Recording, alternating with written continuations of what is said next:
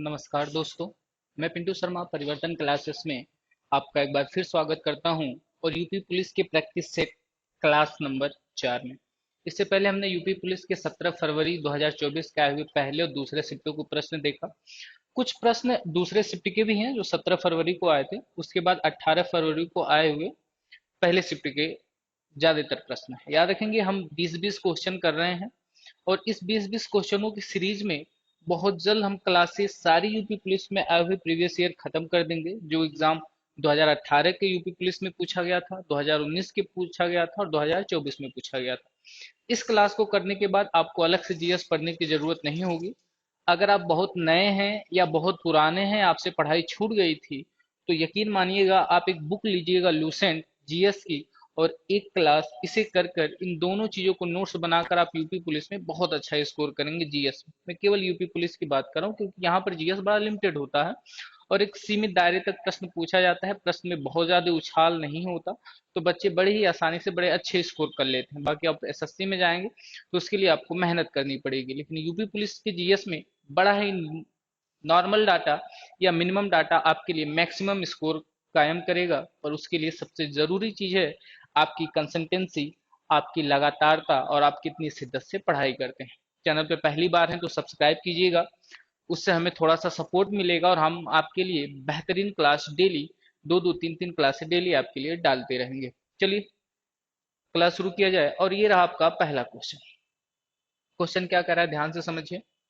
17 फरवरी का दूसरे शिफ्ट का प्रश्न है ये। तो प्रश्न कह रहा है किस एप्लीकेशन का उद्देश्य, प्रश्न क्या कह रहा है, किस एप्लीकेशन यानी वो कौन सा एप्लीकेशन है जिसका उद्देश्य नागरिक के डिजिटल दस्तावेज वॉलेट में प्रमाणिक डिजिटल दस्तावेज तक पहुंचाना। यानी अगर आपके पास कोई डाटा है, जैसे हाई स्कूल का मार्कशीट हो गया, इंटर का मार्कशीट हो गया, आधार कार्ड हो गया, उसे आप डिजिटल रूप में कहाँ रख सकते हैं कि जरूरत पड़ने पर आप उसे दिखाएं और आपके ओरिजिनल डाटा के तहत मान्य होगा।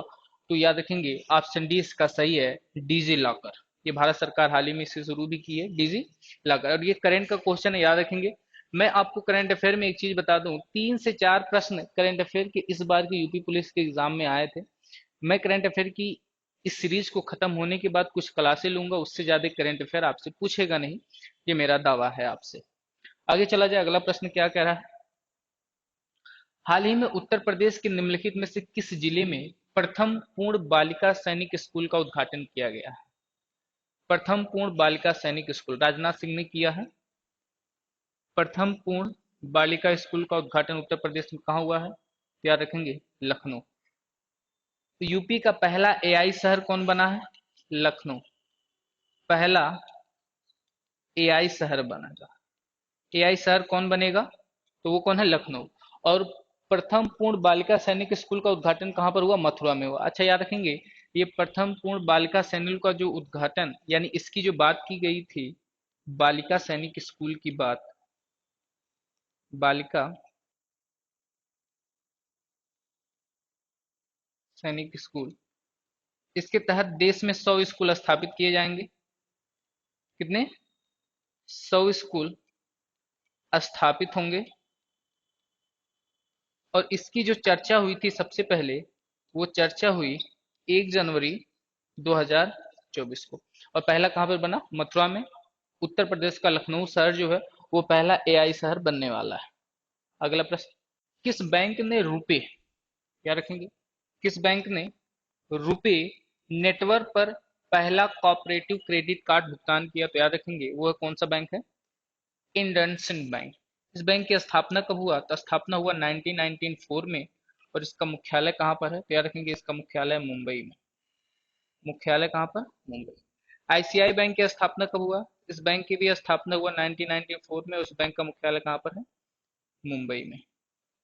केनरा बैंक की स्थापना कब हुआ, इस बैंक की स्थापना हुआ 1906 में और इसका मुख्यालय कहाँ पर है, बेंगलुरु, बेंगलुरु में। भारतीय स्टेट बैंक की स्थापना कब हुआ, 1 जुलाई 1955 को और इसका मुख्यालय कहाँ पर है, मुंबई में। अच्छा बात करें देश का केंद्रीय बैंक कौन सा है, कोई मुझे बताएगा, देश का केंद्रीय बैंक कौन सा है। तो देश का केंद्रीय बैंक जो है वो आरबीआई है, रिजर्व बैंक ऑफ इंडिया। देश का केंद्रीय बैंक कौन सा है, आरबीआई। ये भारत का केंद्रीय बैंक, भारत का केंद्रीय बैंक। दूसरी बात करें, आरबीआई बैंक की स्थापना किस एक्ट के तहत हुई थी? 1934 एक्ट के तहत इस बैंक की क्या हुई थी? स्थापना हुई थी। आरबीआई बैंक की स्थापना किस एक्ट के तहत हुई थी? तो याद रखेंगे 1934 एक्ट के तहत आरबीआई बैंक की क्या हुई थी? स्थापना हुई थी। बात करें इसकी स्थापना, जब 1934 का एक्ट आया उसके बाद कब स्थापित किया गया? तो स्थापित किया गया था 1 अप्रैल 1935 को। और किस समिति के माध्यम से इसे स्थापित किया गया था? वो कौन सी समिति थी जिसके माध्यम से आरबीआई बैंक को स्थापित किया गया था? तो याद रखेंगे, बहुत इंपॉर्टेंट है, पेपर में कई बार पूछा गया है, यंग हिल्टन आयोग। यंग हिल्टन आयोग, यंग हिल्टन आयोग के माध्यम से इसे स्थापित किया गया था। अच्छा, आरबीआई ने दशमलव प्रणाली कब अपनाई? आरबीआई ने दशमलव प्रणाली कब अपनाई? दशमलव प्रणाली कब अपनाई? तो आरबीआई ने दशमलव प्रणाली 1957 में अपनाई थी। क्या आरबीआई पाकिस्तान के बैंक के रूप में काम किया है? जी, आरबीआई पाकिस्तान के बैंक के रूप में भी कुछ समय तब कार्य किया था, बंटवारे के समय, और म्यांमार के समय भी याद रखेंगे ये कुछ काम किया था जब म्यांमार 1935 में अलग हुआ था। इसके अलावा बात करें, इसका जो मुख्यालय वो कहाँ पर है, हेडक्वार्टर? तो जब इसका स्थापना हुआ था तो उस समय इसका हेडक्वार्टर मुंबई। आरबीआई बैंक का मुख्यालय कहाँ पर है? मुंबई। अगला देखा जाए, अगला प्रश्न क्या कह रहा है। याओ तसो भारत के निम्नलिखित में से किस राज्य केंद्र शासित प्रदेश में पहला जैव विविधता विरासत है? जैव विविधता विरासत है। और किस राज्य का पहला जैव विविधता विरासत है? तो याद रखेंगे लद्दाख का। कहाँ का? लद्दाख। आगे चला जाए, अगला प्रश्न। उत्तर प्रदेश के राजस्व संहिता 2006 के अनुसार राज्य सरकार कितने कलेक्टर, यानी राज्य सरकार एक जिले में कितने कलेक्टर को नियुक्त कर सकती है? बहुत आसान प्रश्न। कितने कलेक्टर, जिसमें सहायक या अतिरिक्त सहायक कलेक्टर नहीं शामिल है? यानी एक जिले में उत्तर प्रदेश सरकार 2006 के अनुसार कितने कलेक्टरों को नियुक्त कर सकती है? तो बच्चे बच्चे को पता है, एक जिले में तो एक ही होते हैं। तो ऑप्शन 20 का सही जवाब। प्रश्न छठवां क्या कह रहा है, वर्तमान में इलाहाबाद में उच्च न्यायालय में न्यायाधीशों की स्वीकृति संख्या कितनी है? यानी उच्च न्यायालय में स्वीकृति संख्या कितनी है? तो याद रखेंगे 160। अच्छा, बात करें इलाहाबाद बैंक की। इलाहाबाद बैंक नहीं, इलाहाबाद ये क्या है? इलाहाबाद हाई कोर्ट की। इलाहाबाद क्या? High court.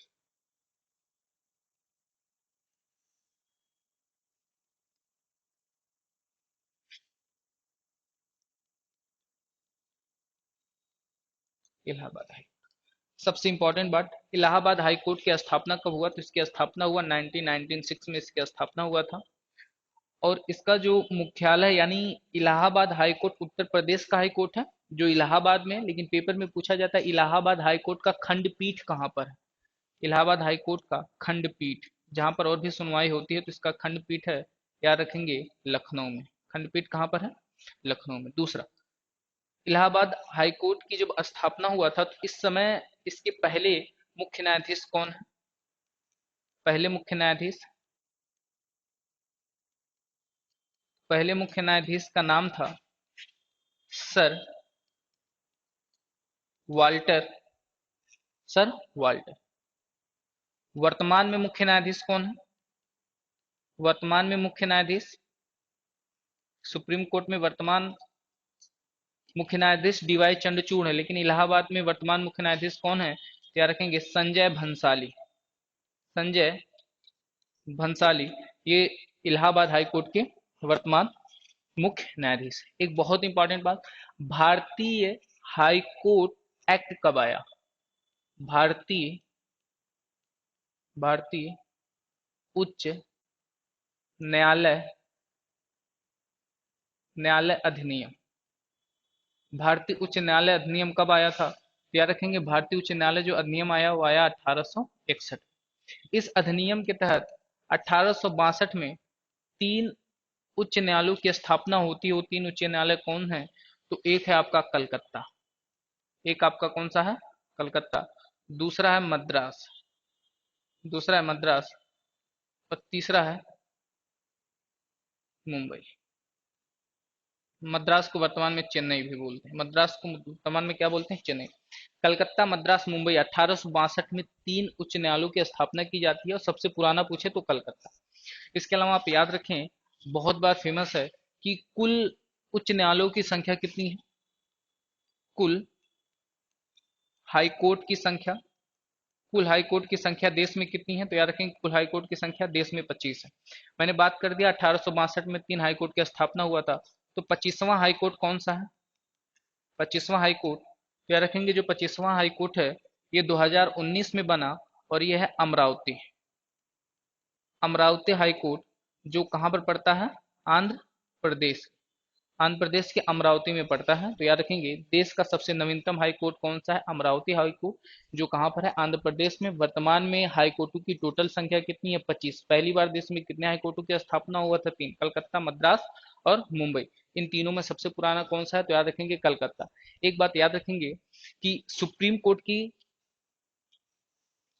देश में एक सुप्रीम कोर्ट होता है।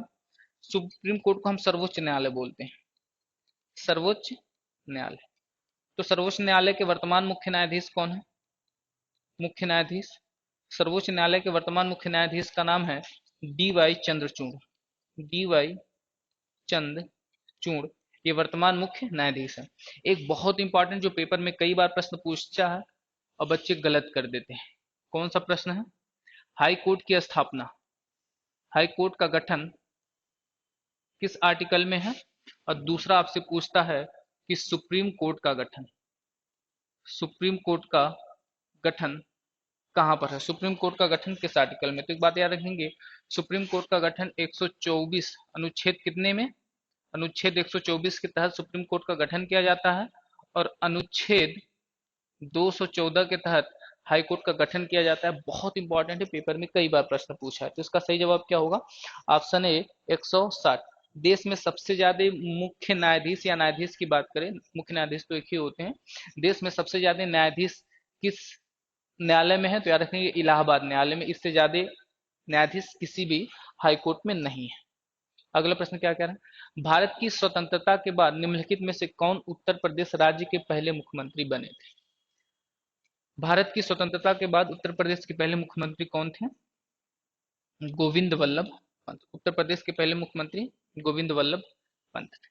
अच्छा, बात करें मुख्यमंत्रियों में, सबसे कम उम्र के मुख्यमंत्री कौन है? भारत उत्तर प्रदेश के सबसे कम उम्र के, सबसे कम मुख्यमंत्री को हम सीएम भी बोलते हैं। सबसे कम उम्र के सीएम कौन है यूपी के? तो याद रखेंगे अखिलेश यादव। अखिलेश यादव सबसे कम उम्र में उत्तर प्रदेश के मुख्यमंत्री कौन बने थे? अखिलेश यादव। पहली महिला मुख्यमंत्री कौन है यूपी की? यूपी की पहली महिला, यूपी की पहली महिला सीएम कौन है? तो याद रखेंगे यूपी की पहली महिला सीएम का नाम है सुचेता कृपलानी। सुचेता कृपलानी। यूपी में अब तक कुल कितनी महिलाएं न्यायाधीश बन चुकी हैं? यूपी में कुल महिलाएं सीएम बनी। उत्तर प्रदेश में कितनी महिलाएं हैं जो क्या बनी है? मुख्यमंत्री बनी है। तो याद रखेंगे केवल 2 महिलाएं हैं जो मुख्यमंत्री बनी है। एक का नाम तो आप समझ चुके हैं, सुचेता कृपलानी, सुचेता कृपलानी, और दूसरा नाम है मायावती। मायावती। मायावती उत्तर प्रदेश की कितनी बार मुख्यमंत्री बनी है? तो याद रखेंगे मायावती उत्तर प्रदेश की जो मुख्यमंत्री बनी है ये 4 बार। भारत में सब उत्तर प्रदेश में सबसे ज्यादा बार मुख्यमंत्री बनने का रिकॉर्ड किसके पास है? मायावती के पास है, 4 बार। इसके अलावा एक प्रश्न याद रखिएगा, सबसे लंबे समय तक मुख्यमंत्री बनने वाले, सबसे लंबे समय तक सीएम बनने वाले कौन है? तो सबसे लंबे समय तक जो सीएम बनने वाले हैं वो वर्तमान के सीएम है योगी आदित्यनाथ। कौन है? योगी आदित्यनाथ। योगी आदित्यनाथ। ये किस क्रम के हैं? 21वें क्रम के हैं। किस क्रम के हैं? 21वें क्रम। वैसे में अगर आप देखते हैं तो 33वां क्रम आता है, लेकिन वैसे एग्जाम के हिसाब से देखें तो किस क्रम के हैं? तो ये 21वें क्रम के क्या है? मुख्यमंत्री। अच्छा, उत्तर प्रदेश की पहली महिला राज्यपाल का नाम क्या है? उत्तर प्रदेश की पहली महिला राज्यपाल, तो उत्तर प्रदेश की पहली महिला राज्यपाल और वर्तमान राज्यपाल कौन है? वर्तमान राज्यपाल, तो उत्तर प्रदेश की जो पहली महिला राज्यपाल हैं उनका नाम है सरोजनी नायडू।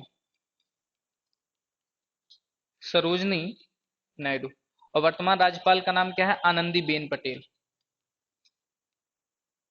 आनंदी बेन पटेल, ये वर्तमान उत्तर प्रदेश की क्या है? राज्यपाल। एक प्रश्न एग्जाम में खूब पूछा जाता है, आप मुझे बताइए और 10 रुपए का इनाम जीत कर लेकर जाइए। क्या एक प्रश्न पूछ रहे हैं, आप बताइए और 10 रुपए का इनाम जीत कर लेकर जाइए। प्रश्न क्या है कि उत्तर प्रदेश में कुल कितनी बार राष्ट्रपति शासन लगा हुआ है? पहली बार कब लगा था और अंतिम बार कब लगा है? कमेंट बॉक्स में जवाब बताइए। कुल राष्ट्रपति शासन, कुल राष्ट्रपति शासन लगा है उत्तर प्रदेश में। उत्तर प्रदेश में कुल राष्ट्रपति शासन लगा है, कितनी बार लगा है उत्तर प्रदेश में राष्ट्रपति शासन की बात करेंगे तो याद रखेंगे उत्तर प्रदेश में जो राष्ट्रपति शासन लगा है सब सबसे ज्यादा बार तो भारत में किसी राज्य में लगा है तो 10 बार लगा है। पहली बार कब लगा था? पहली बार लगा था 1969 में फर्स्ट टाइम। और लास्ट टाइम कब लगा? तो लास्ट टाइम लगा था 2002 में। लास्ट टाइम कब लगा था? 2002 में। इसके अलावा आगे प्रश्न और भी पूछेगा उत्तर प्रदेश से तो हम बताते चलेंगे। तो याद रखेंगे प्रश्न एक था पर इसके साथ कई सारे जवाब थे। और याद रखेंगे इस प्रैक्टिस सेट को करने के बाद जब आप मॉक लगाएंगे या और भी ज्यादातर चीजों को लगाएंगे तो आप ज्यादातर प्रश्नों का सही जवाब देंगे। अगला प्रश्न क्या कह रहा है? जवाब आ जाना चाहिए। निम्नलिखित में से कौन सी एक व्यापक और दूरदर्शी पहल है जिसका उद्देश्य उत्तर प्रदेश राज्य में महिलाओं को सुरक्षा, बचाव और आत्मनिर्भरता के लिए सशक्त बनाना है? एक पहल है जो उत्तर प्रदेश में महिलाओं की सुरक्षा को लेकर, महिलाओं की क्या सुरक्षा को लेकर, बचाव को लेकर, आत्मनिर्भरता को लेकर क्या बनाना है? सशक्त बनाना है। तो मिशन का नाम क्या है? मिशन शक्ति। ऑप्शन बी इसका सही जवाब। अगला क्या है? उत्तर प्रदेश की राज्य सीमा निम्नलिखित में से किस राज्य सीमा को नहीं छूती? उत्तर प्रदेश की जो राज्य सीमा है वो निम्नलिखित में से किस राज्य सीमा को नहीं छूती? क्या बिहार सही जवाब है? नहीं, उत्तराखंड को छूती है, हरियाणा को छूती, तेलंगाना। तेलंगाना इसका सही जवाब। अच्छा, उत्तर प्रदेश के बारे में बात करें तो याद रखेंगे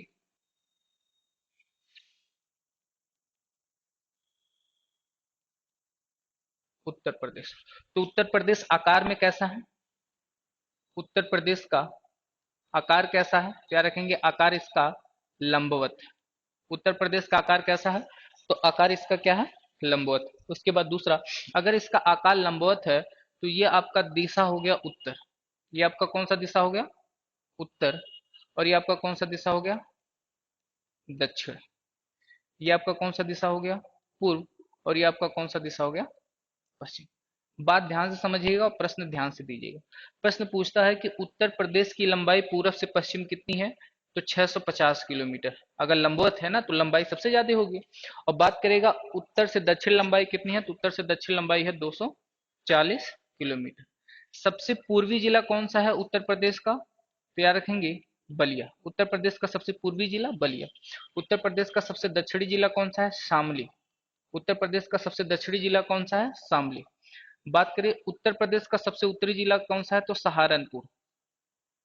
सहारनपुर। और सबसे दक्षिणी जिला कौन सा है? तो सोनभद्र। सोनभद्र। सोनभद्र। पेपर में कई बार प्रश्न बना हुआ है। अच्छा, पूछ रहा है कि उत्तर प्रदेश की सीमा इनमें से किस राज्य को नहीं छूती? तो तेलंगाना को नहीं छूती। उत्तर प्रदेश की सीमा वास्तव में कितने राज्यों को टच करती है? बहुत इंपॉर्टेंट प्रश्न, डबल स्टार लगाइएगा, डबल स्टार लगाइएगा। मोस्ट इंपॉर्टेंट प्रश्न है। उत्तर प्रदेश की सीमा कितने राज्यों को छूती है? उत्तर प्रदेश की सीमा 9 राज्य और केंद्र शासित प्रदेश को टच करती है। केंद्र शासित प्रदेश को स्पर्श करती है, स्पर्श करती है, जिसमें से 8 राज्य हैं और एक केंद्र शासित प्रदेश। अच्छा, किस किस को स्पर्श करती है एक बार देख लिया जाए। हरियाणा को स्पर्श करती है, जी हाँ। हिमाचल प्रदेश को स्पर्श करती है, मध्य प्रदेश को स्पर्श करती है, फिर उसके बाद बात करें, बिहार को स्पर्श करती है, छत्तीसगढ़ को स्पर्श करती है, झारखंड को स्पर्श करती है, झारखंड को, राजस्थान को स्पर्श करती है, राजस्थान को, उत्तराखंड को स्पर्श करती है, और एक नई दिल्ली को स्पर्श करती है, जो क्या है, केंद्र शासित प्रदेश है। तो कितने हो गए, 9 हो गए। क्या रखेंगे, कितने हो गए, 9। 1 2 3 4 5 6 7 8 9। तो 9 राज्य एक केंद्र शासित प्रदेश को टच करती है और 8 राज्यों को टच करते, ये रहा, आप नोट कीजिएगा। और आगे चला जाए, अगला प्रश्न क्या कह रहा है, ध्यान से देखा जाए। दक्षिण भारत की सबसे ऊंची चोटी अनायमुड़ी जो निम्नलिखित में से किस पर्वत श्रृंखला में स्थित है। दक्षिण भारत की सबसे ऊंची चोटी अनायमुड़ी जो किस पर्वत श्रृंखला में स्थित है, मैंने पीछे प्रैक्टिस सेटों में बताया है। तो किस श्रृंखला में ऊंची है, तो याद रखेंगे, नीलगिरी। बात करें नीलगिरी पर्वत श्रृंखला की सर्वोच्च चोटी कौन सी है, नीलगिरी पर्वत श्रृंखला की सर्वोच्च चोटी, तो सर्वोच्च चोटी का नाम है डोडा बेट्टा, डोडा बेटा। इसके अलावा अगर प्रश्न एग्जाम में पूछे कि आप मुझे राजस्थान की सबसे ऊंची चोटी का नाम बता पाएंगे, राजस्थान की सबसे ऊंची चोटी का नाम है, तो राजस्थान की सबसे ऊंची चोटी का नाम है गुरु शिखर, गुरु शिखर, गुरु शिखर, जो किस पर्वत पे है, अरावली पर्वत पे। इसके अलावा बात करें हरियाणा की सबसे ऊंची चोटी का नाम क्या है, हरियाणा की सबसे ऊंची चोटी का नाम है किरो हिल। पूर्वी घाट की सबसे ऊंची चोटी कौन सी है, पूर्वी घाट की सबसे ऊंची चोटी, पूर्वी घाट की सबसे ऊंची चोटी, सबसे ऊंची चोटी कौन सी, पूर्वी घाट की सबसे ऊंची चोटी। पेपर में हजारों बार प्रश्न बना हुआ है, तो याद रखिएगा, जिंदगढ़ा, जो कितनी ऊंची है, 1290 मीटर, ये क्या है, ऊंची। एक चीज और भी याद रखिएगा, आज से पूछ ले, भारत की सबसे ऊंची चोटी कौन सी है, भारत की सबसे ऊंची चोटी, भारत की सबसे ऊंची चोटी की बात करेगा तो भारत की सबसे ऊंची चोटी दो है। एक आपसे पूछता है कीटू, गार्डविन आस्टीन, जो कहाँ पड़ता है, पीओके में पड़ता है। और दूसरा आपसे पूछेगा पूर्णतः भारत में स्थित भारत की सबसे ऊंची चोटी, तो याद रखिएगा कंचनजंगा, कंचनजंगा। आप कमेंट बॉक्स में मुझे ये बताइए, कंचनजंगा कितने रुपए नोट के पीछे प्रदर्शित किया गया है, और 100 रुपए जीत कर लेकर जाइए। जब आप कमेंट बॉक्स में सबसे पहले जिसका जवाब आएगा वही पाएगा, अपना गूगल पे नंबर भी डाल देगा। एक प्रश्न याद रखेंगे, बहुत ही सिंपल सा प्रश्न है, आप थोड़ा सा ध्यान देंगे अगर आप चीजें समझ पाए, कि अंडमान निकोबार की सबसे ऊंची चोटी का नाम क्या है, अंडमान निकोबार की सबसे ऊंची चोटी का नाम, अंडमान निकोबार, निकोबार की सबसे ऊंची चोटी का नाम क्या है, तो अंडमान निकोबार की सबसे ऊंची चोटी का नाम है सैंडल पीक। कौन सा पीक, सैंडल पीक। इसके बाद पूछ ले, पारसनाथ सबसे ऊंची चोटी का नाम कौन सा, छोटा नागपुर पठार की सबसे ऊंची चोटी, छोटा नागपुर के पठार की सबसे ऊंची चोटी कौन सी है, सबसे ऊंची चोटी, छोटा नागपुर पठार के सबसे ऊंची चोटी का नाम क्या है, तो चोटी का नाम है पारसनाथ, पारसनाथ, पारसनाथ। इतना नोट कीजिएगा, आगे चला जाए, अगला प्रश्न क्या कह रहा है। भारतीय संविधान के अनुसार अनुच्छेद 14 से 18 निम्नलिखित में से किस अधिकार से संबंधित है, अनुच्छेद 14 से 28 निम्नलिखित में से किस अधिकार से संबंधित है, तो याद रखेंगे किस अधिकार से संबंधित है, किस अधिकार से, समता का अधिकार, समता का अधिकार, ये आर्टिकल 14 से 18 तक। मैंने एक दिन आपको बताया था, आज फिर बताऊं, मौलिक अधिकार, कौन सा अधिकार, मौलिक अधिकार। संविधान के किस भाग में है मौलिक अधिकार, तो संविधान के भाग 3 में इसका वर्णन मिलता है। अनुच्छेद कहां से कहां तक है, अनुच्छेद कहां से कहां तक है, 12 से 35 तक। कितने प्रकार के मौलिक अधिकार की बात मूल संविधान में की गई थी, 7 प्रकार के, लेकिन वर्तमान में मूल अधिकार कितने प्रकार के हैं, 6 प्रकार के हैं। याद रखेंगे मूल अधिकार या मौलिक अधिकार, ये बात जरूर बोलेगा। और याद रखिएगा मूल अधिकार किस देश के संविधान से लिया गया है, तो मूल अधिकार अमेरिका के संविधान से लिया गया है। मूल अधिकार की जननी ब्रिटेन को कहा जाता है।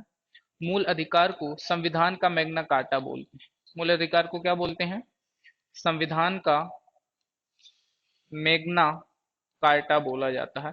ये मैग्ना कार्टा कहते हैं। मैग्ना कार्टा का अर्थ क्या होता है, सबसे पहले मैग्ना कार्टा शब्द ब्रिटेन में आया था, वहां की महाराजाओं ने वहां के मजदूरों को अधिकार दिया था। और अधिकार में यह था कि आप कैसे काम कर सकते हैं, कैसी चीजें कर सकते हैं पूरे दिन में, तो जिसे ही कहा गया मैग्ना कार्टा, और उसका नाम वर्तमान में हम मौलिक अधिकार के नाम से जानते हैं। भीमराव अंबेडकर ने भाग 3 को प्रकाशमय और अलौकिक कहा है। वर्तमान में 6 प्रकार के मौलिक अधिकार है, पहले 7 प्रकार की होती थी। कौन सा मौलिक अधिकार हटा है, तो याद रखेंगे छठा आता है, जिसका संपत्ति का अधिकार था। ये 44वें संविधान संशोधन 1978 में इसे हटा दिया गया है। एक बात और भी याद रखिएगा, मौलिक अधिकार की सबसे पहली मांग 1931 के अधिवेशन में, जिसकी अध्यक्षता सरदार वल्लभ भाई पटेल कर रहे थे, सबसे पहली बात वहां पे मौलिक अधिकार की मांग की गई थी। अगला प्रश्न देखिए, अगला प्रश्न क्या कह रहा है, निम्नलिखित में से कौन सा दिन अंतर्राष्ट्रीय श्रमिक दिवस के रूप में जाना जाता है या अंतर्राष्ट्रीय मजदूर दिवस के नाम से जानते हैं। किस दिन को मजदूर दिवस के नाम से जानते हैं, तो याद रखेंगे 1 मई को मजदूर दिवस के नाम से हम जानते हैं। अच्छा आपसे पूछ ले, विश्व प्रेस स्वतंत्रता दिवस कब मनाते हैं, प्रेस स्वतंत्रता दिवस कब मनाते हैं, प्रौद्योगिकी दिवस कब मनाते हैं, प्रौद्योगिकी दिवस कब मनाते हैं, कौन सा दिवस, प्रौद्योगिकी दिवस कब मनाते हैं। नर्स दिवस कब मनाते हैं, नर्स दिवस कब मनाते हैं। विश्व रेड क्रॉस दिवस कब मनाते हैं, ये विश्व नर्स दिवस है। विश्व रेड क्रॉस दिवस कब मनाते हैं, विश्व रेड क्रॉस दिवस कब मनाते हैं। जैव विविधता दिवस कब मनाते हैं, विश्व जैव विविधता, विश्व जैव विविधता दिवस पेपर में बहुत बार पूछा गया है। विश्व कछुआ दिवस कब मनाते हैं, विश्व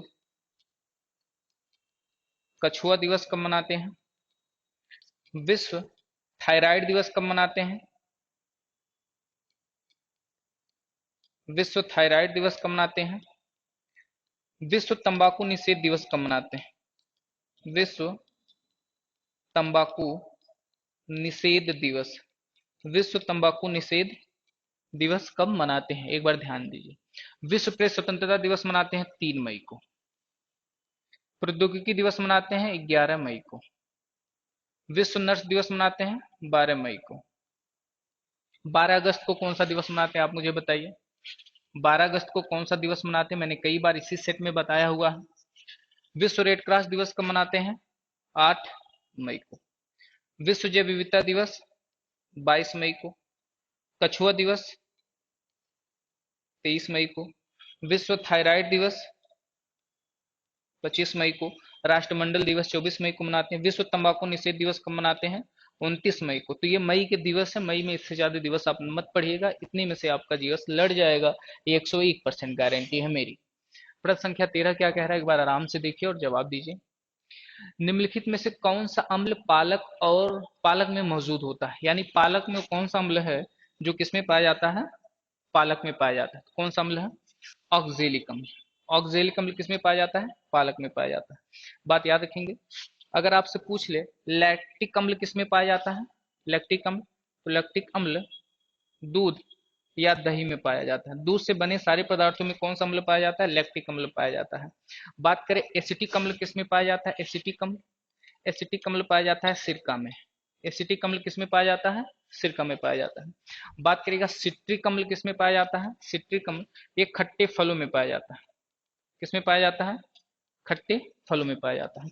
इसके अलावा कुछ हैं जो एग्जाम में पूछे जाते हैं, जैसे घास में कौन सा अम्ल पाया जाता है, घास में कौन सा अम्ल पाया जाता है, घास में। फिर आपसे पूछ लेता है नारियल में कौन सा अम्ल पाया जाता है, नारियल में कौन सा अम्ल पाया जाता है।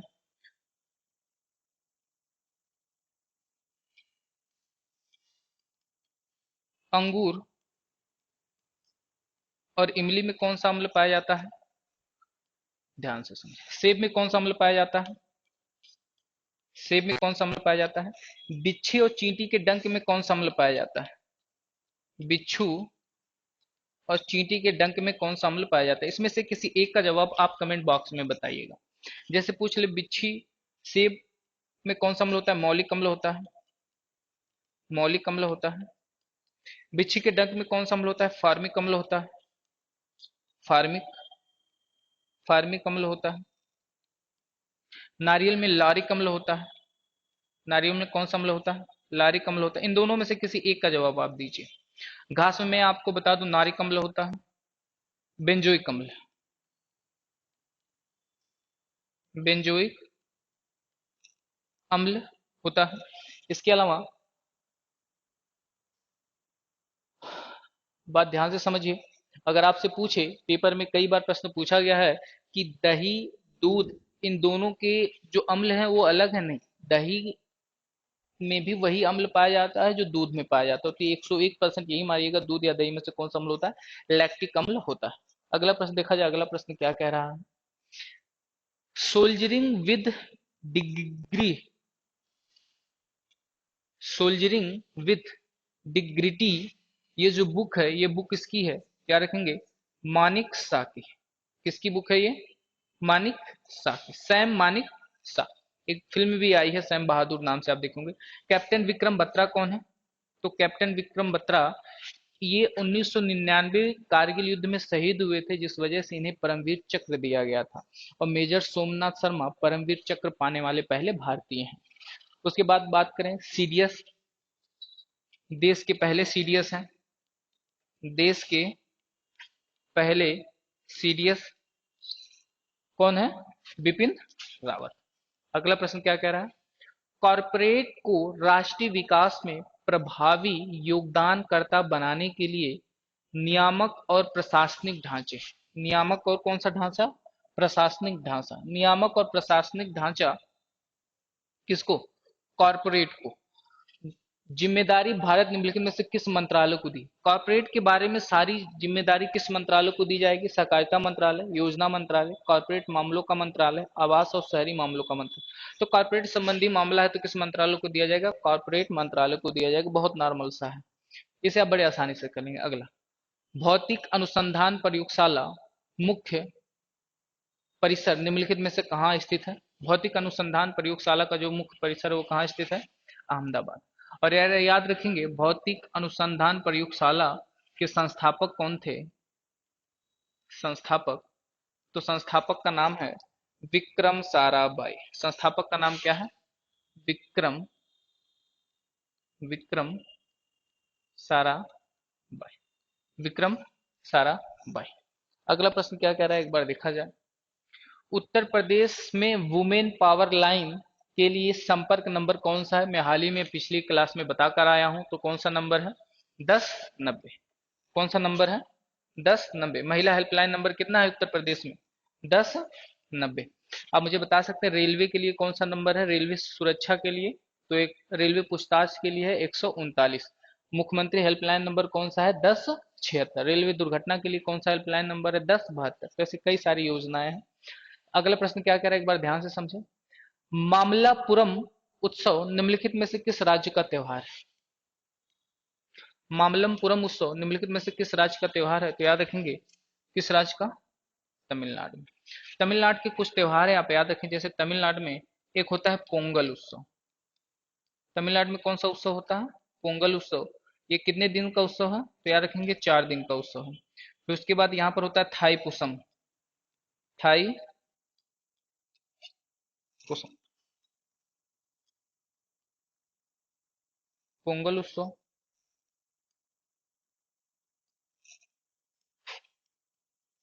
चित्राथी,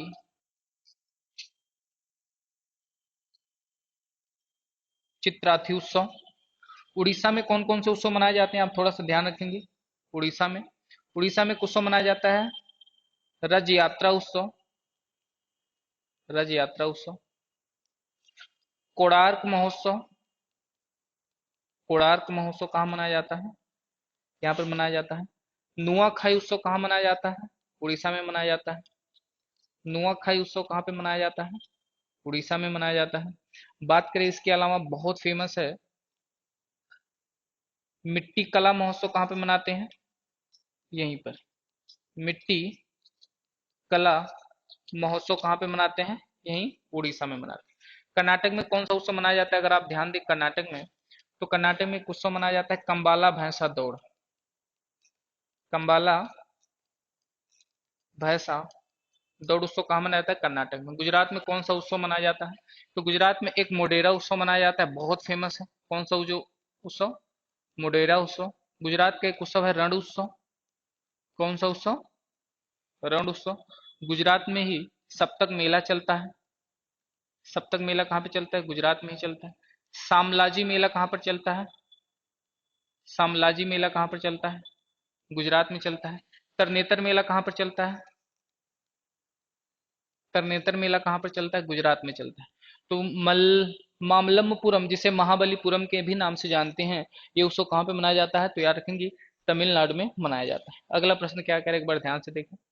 निम्नलिखित में से कौन सा व्यय केंद्र सरकार की भौतिक या वित्तीय संपत्तियों के निर्माण के अतिरिक्त अन्य उद्देश्यों के लिए किया जाता है? बहुत आसान प्रश्न है। कौन सा व्यय यानी वो कौन सा खर्च है जो केंद्र सरकार की भौतिक और वित्तीय संपत्तियों के निर्माण के लिए खर्च किया जाता है? तो याद रखेंगे राजस्व व्यय। उसे क्या बोला जाता है?